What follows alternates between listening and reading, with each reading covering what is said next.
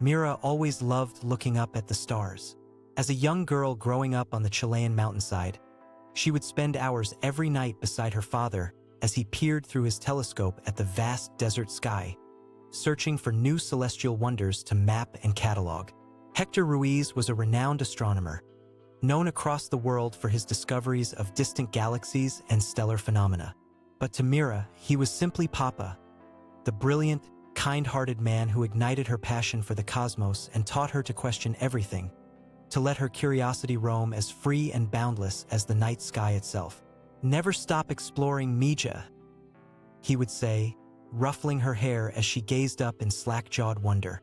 "The universe holds more mysteries than we can ever hope to solve. But what a privilege it is to try." Mira took her father's words to heart. By the time she was a teenager, there wasn't a star chart or astronomy textbook she hadn't pored over, committing every constellation and cosmic filament to memory. She dreamed of following in Hector's footsteps, of peering ever deeper into the great unknown, of unraveling the fundamental forces that bind space and time. That dream carried Mira across the world to Cambridge, Massachusetts, where she began studying astrophysics at Harvard University under some of the greatest scientific minds on Earth. For 4 grueling years, she pushed herself to her intellectual limits, surviving on little sleep and gallons of coffee as she grappled with the most profound questions about the universe and our place within it. But even as Mira lost herself in research and equations, even as she pulled back the curtain on reality further than she ever imagined possible, a part of her heart remained anchored on that Chilean mountaintop beside her father and his telescope. Because as much as Mira adored physics, what she loved most of all was sharing it with Hector. On her breaks back home, they would spend hours discussing the latest astronomical findings and debating the most daring theories. Did the Big Bang emerge from another collapsed universe? Could dark energy explain the baffling expansion of space? Together, the father-daughter duo would ponder these ideas late into the night, letting their imaginations soar like untethered rockets. But during Myra's 3rd year at Harvard, Hector's health took a sudden and devastating turn. The stomach cancer that doctors had treated years before returned with a vengeance, spreading to his bones and brain. By the time Mira rushed home from her quantum mechanics exam, he was already in hospice care, his once vibrant mind flickering like a dying star. "I should have been here," Mira cried, collapsing beside his bed and burying her face in the sheets. "I should have come back sooner, I should have." "Sure, Mija," Hector whispered, his voice thin and reedy. "You're exactly where you need to be, exploring the mysteries of the cosmos, just like I taught you." Despite his assurances, Mira was consumed by guilt and grief. She put her studies on hold, refusing to leave her father's side as his condition rapidly deteriorated. During his rare lucid moments, they would still talk about physics and astronomy, the Higgs boson, exoplanets, the accelerating expansion of space. But their conversations were now tinged with the bittersweet knowledge that their time together was running out. Late one night, as Mira held vigil by Hector's bedside, he suddenly opened his eyes, more alert than he'd been in days. "Mira," he rasped urgently, "there's something I never told you, something I always meant to share." Mira leaned closer, her heart racing. "What is it, Papa?" Hector struggled to sit up, his forehead creased in concentration. "When you were a baby, barely old enough to walk, I saw something in the sky, something I could never explain." Mira frowned. In all their years stargazing together, her father had never mentioned anything like this. "What do you mean? Like a comet or a supernova?" Hector shook his head. "No, it was like a tear in the fabric of space itself, a shimmering rift, hovering right above our house." He exhaled shakily. "I only saw it for a few seconds before it vanished. But in that moment, I felt like I was glimpsing something profound, something that defied all known laws of physics." Myra's eyes widened. "Why didn't you ever tell me this before?" "Because I could never prove it," Hector murmured. "I had no evidence, no data, just the memory seared into my mind. I was afraid of what my colleagues would think, that they would dismiss me as a crackpot or a liar." He reached out and gripped Myra's hand with surprising strength. "But I need you to know, Mija. I need you to know what I saw. Because if anyone can figure out the truth, it's you.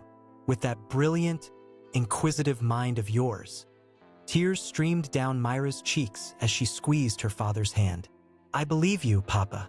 Of course I believe you, and I promise I'll try to understand what you saw that night, even if it takes me a lifetime. Hector smiled, his eyes crinkling at the corners. That's my girl, he whispered. Never stop exploring. 2 days later, he passed away quietly in his sleep, his face tranquil, as if he'd finally found the peace he sought among the stars. In the dark days and weeks that followed, she felt untethered, cast adrift in a cold, uncaring universe. She tried to throw herself back into her studies, to find solace in the unyielding absolutes of mathematics and physics. But her mind kept circling back to that final conversation with Hector, to the impossible thing he claimed to have witnessed in the sky so many years ago. What had he seen that night? What could rend the very fabric of space-time, only to vanish without a trace? The more Mira grappled with these questions, the more convinced she became that her father had stumbled upon something extraordinary, a phenomenon that could rewrite everything we thought we knew about the cosmos. And so, even as she labored to complete her Harvard degree, Mira quietly began chasing down her father's mystery. She scoured astronomy archives for any mentions of unusual sightings or anomalies in the Chilean sky. She pored over satellite imagery and telescope data, searching for even a flicker of the rift Hector described. Most of her peers scoffed at the idea, writing it off as a glitch in the aging astronomer's mind. Physicists have no business chasing ghost stories, one of her professors chided, but Mira refused to give up. She knew in her bones that her father had been clear-eyed and lucid that night, that what he saw was as real as the ground beneath their feet. As the years passed and Myra's own star rose in the astronomy world, she never wavered in her conviction or commitment. She published groundbreaking papers on cosmic inflation and dark matter halos, earning widespread acclaim and prestigious research positions. But every spare moment was devoted to her father's enduring mystery, to finding the shimmering gash he glimpsed in the sky. It wasn't until Mira was in her late 30s, a tenured professor with her own mountaintop observatory in Hawaii, that she finally caught a break. While analyzing light spectrums collected by the observatory's giant telescope array, she spotted an anomaly, a strange distortion in the fabric of space, lasting only a few milliseconds. Heart-pounding, Mira cross-referenced the exact coordinates and timing with Hector's old observing logs.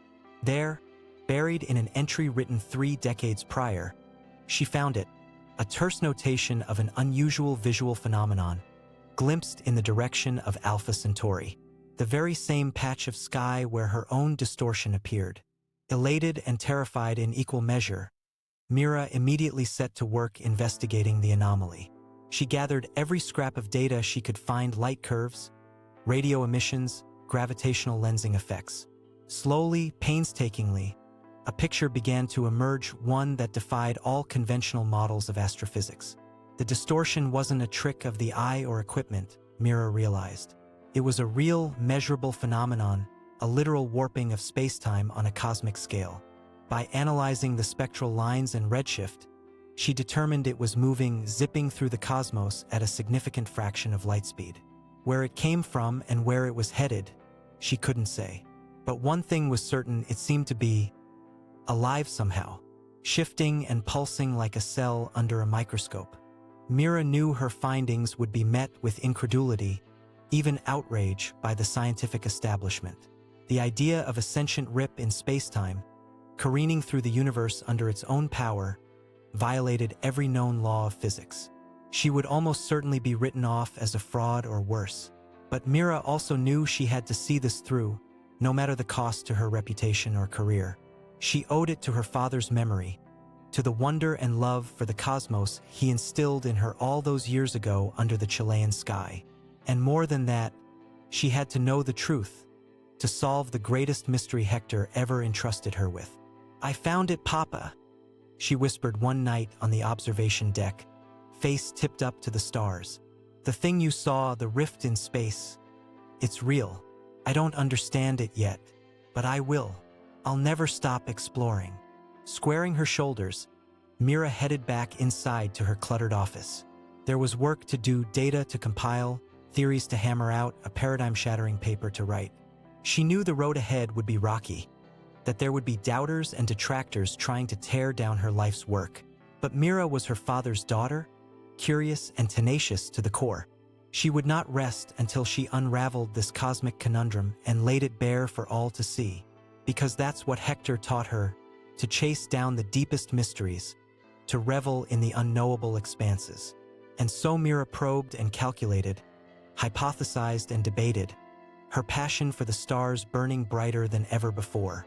While her nights were spent gazing up at the sky in search of her father's rift, her days overflowed with teaching and researching, mentoring bright young minds who reminded her so much of herself at that age. Among these students was a shy but brilliant girl named Anna, an aspiring astrophysicist with a poet's heart and a mind like quicksilver. From the moment she set foot in Myra's classroom, Anna was captivated by her professor's fiery intellect and fearless approach to science. She peppered Mira with questions after every lecture, her eyes glinting with the same pure wonder Mira once saw in her own reflection. Before long, the two formed a bond that transcended mere mentorship. They would spend hours huddled together in the observatory control room, scouring data and swapping theories about exoplanets and cosmic ray bursts. Anna hung onto Myra's every word, awed by the depth of her knowledge and the force of her convictions. And slowly, tentatively, Mira began to open up to Anna about her father's enduring mystery, the impossible thing he witnessed in the sky when she was just a baby. She shared her own findings too, the evidence she was amassing of that sentient distortion hurtling through space. At first, Anna was wide-eyed with astonishment and disbelief, but the more Mira revealed, the more the young prodigy found herself fascinated by the implications of such a discovery. If Mira was right, it would mean rewriting the laws of physics, reconceptualizing our place in the universe itself. "This is incredible," Anna breathed one night as they pored over a fresh batch of spectral data. "If you can actually prove this thing exists, Dr. Ruiz, it would change everything." Mira nodded slowly, a shadow passing over her face. "I know, and that's what terrifies me." She turned to Anna, her expression deadly serious. "If word of this gets out before I have incontrovertible evidence, it could destroy my career. No one will believe me. They'll think I've lost my mind, just like—" She trailed off, but Anna understood. "Just like they would have thought your father lost his." "Exactly." A heavy silence descended, broken only by the hum of the computer banks. Then Anna spoke, her voice ringing with quiet conviction. "Dr. Ruiz, I want you to know, I believe you, and I believe your father. He saw something extraordinary that night, something the world wasn't ready to accept. But thanks to you, we will be." She reached out and gripped Myra's hand, just as Mira once held Hector's. "We'll find the truth together, no matter how long it takes." Mira blinked back tears, overcome with gratitude for this thoughtful, remarkable girl. "Thank you," she whispered. "You have no idea how much that means." And so, the astronomer and her protege pressed on with their impossible quest, twin stars chasing the same distant horizon. Through bleary-eyed nights and coffee-fueled days, they inched ever closer to the truth, trading jokes and insights that would sustain them through even the most dispiriting setbacks. As the years passed, their bond deepened and evolved, an affection Mira could no longer deny or ignore. They were no longer just collaborators but companions, anchored by a connection that transcended space and time. And though a part of Mira feared she was holding Anna back, eclipsing the brilliant light of her own ambition, she knew their journey was one they had to walk together. Until one crystalline night, as they stood side by side on the observation deck, a shimmering apparition appeared in the sky, a glowing rift, pulsing and alive, tearing through the cosmos on an unfathomable trajectory. "There it is," Mira gasped, tears stinging her eyes. "My God, Anna, we found it." Speechless, Anna squeezed Myra's hand, just as Mira had done for Hector all those years ago. Together, their hearts suspended between wonder and disbelief, they marveled at the sentient anomaly, the mystery Hector first glimpsed when his own daughter was but a child. It felt like an ending and a beginning, an affirmation of everything Mira believed and held sacred. Her father was right. The universe was vaster and stranger than even their wildest imaginings, and she would spend the rest of her days unraveling its deepest truths, with Anna forever by her side. As the rift hovered above, shimmering and pulsing like a celestial heartbeat, Mira turned to Anna, her eyes gleaming with starlight and love. "This is only the start," she whispered fiercely. "There are so many more mysteries to explore, so much more to discover." Anna nodded, her own face incandescent with possibility. "And we'll chase every last one together." They gazed up at the strange and miraculous cosmos, their hands still entwined, twin explorers on the shores of an infinite sea. And Mira swore she could feel her father smiling down on them from some distant constellation. "Never stop exploring, Mija. The universe is yours for the taking."